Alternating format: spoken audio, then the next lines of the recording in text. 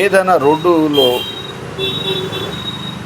ఏదైనా వ్యాపార సంస్థలు ఏదైనా పెద్ద పెద్ద కంపెనీలు కానీ ఏదైనా పెంపుదల చేసేటప్పుడు వార్తల్లో కానీ పేపర్లో కానీ వచ్చి ఇప్పుడు అలా ఏమీ రావట్లా.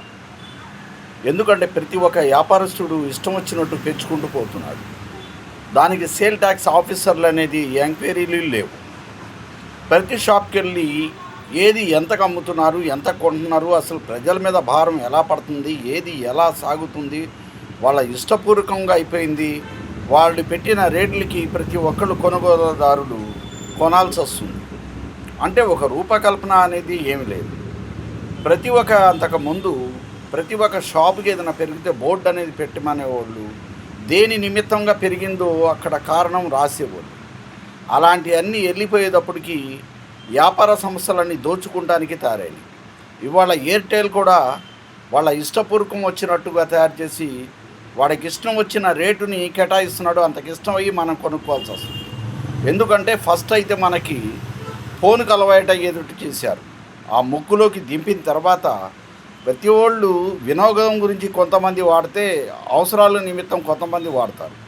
వాళ్ళ మీద కూడా భారం పడి చాలా దారుణంగా తయారవుతుంది. కానీ కండిషన్గా ఉండేవాళ్ళు ఇలాంటివి చూసినప్పుడు చాలా ఆగ్రహం వస్తుంది. కానీ దేనికి ఎందుకు ఇలా పెరుస్తున్నారో తెలియట్లేదు.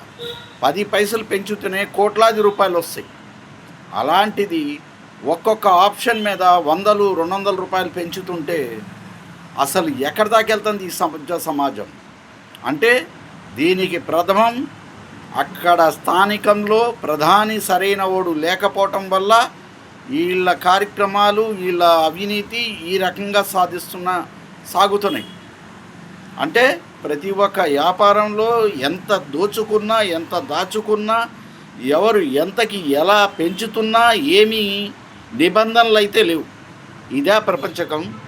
ఇలాంటి ప్రపంచంలో జీవించాలనుకుంటామా?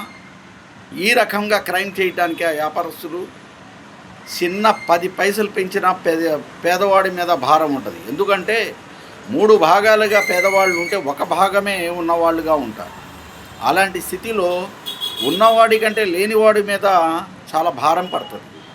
ఉన్నవాడికి అన్ని హోల్సేల్లో దొరుకుతాయి, డబ్బులు ఉంటాయి కాబట్టి కొనుక్కుంటారు, దాచుకుంటారు. లేనివాడు ప్రతి ఒక్క దాని మీద ఎక్కువ ట్యాక్స్ పడేది పేదవాడి గురించి. ఇలాంటి విషయాలు ఎవరైనా కానీ గుర్తిస్తున్నారా? మీరు ఎన్నో వీడియోలు చూస్తున్నారు. ఇలాంటి ఎందుకని చూడరు? దీని గురించి ఎందుకు ప్రశ్నించరు? ఇలాంటి దాని గురించి ప్రశ్నించిన నాడే అందరం బాగుంటాం, అందరికీ భారం పడదు. ఇప్పుడు ఏదైనా ఆగస్టు 15th కానీ రిపబ్లిక్ డేలు కానీ వస్తే వాళ్ళు సాధించిన నాయకులకి పండగ చేసుకునేవాళ్ళు. కానీ ఏ దళితుడు వాళ్ళ జెండా ఎగరేస్తాడో అని బాధపడుతూ దృశ్యాలు చూడాల్సి వస్తుంది. ఎందుకంటే నీతి లేని వాళ్ళు ఆ జెండాని తాకుతున్నారు, నీతి లేని వాళ్ళు జెండాలు ఎగరేస్తున్నారు. కాకపోతే ఎవరు నీతిపరులో ఏంటో లోకానికి తెలుసు. అందరి మీద ఇది అభాండమైతే వేయలేం. చాలామంది మంచివాళ్ళు ఉండొచ్చు, చెడ్డవాళ్ళు ఉండొచ్చు. ఎక్కువ శాతం చాలా అర్హత లేని వాళ్ళే ఆ జెండాలని ఎగరేస్తున్నారు. కాబట్టి ఇలాంటి స్వరాజ్యం మారాలని మన ఆంధ్రప్రదేశ్లో ప్రతి ఒక్క భారతీయుడు ప్రతి ఒక్కటిని కూడా ప్రశ్నించే గాళం కావాలి. అందరూ కూడా చిన్ననాటి వస్తువు పెరిగినా ఎందుకు పెరిగిందని నిలదీసే రోజు రావాలని ఈ సందర్భంగా ఈ వీడియో పెడుతూ జై హింద్, జై భారత్.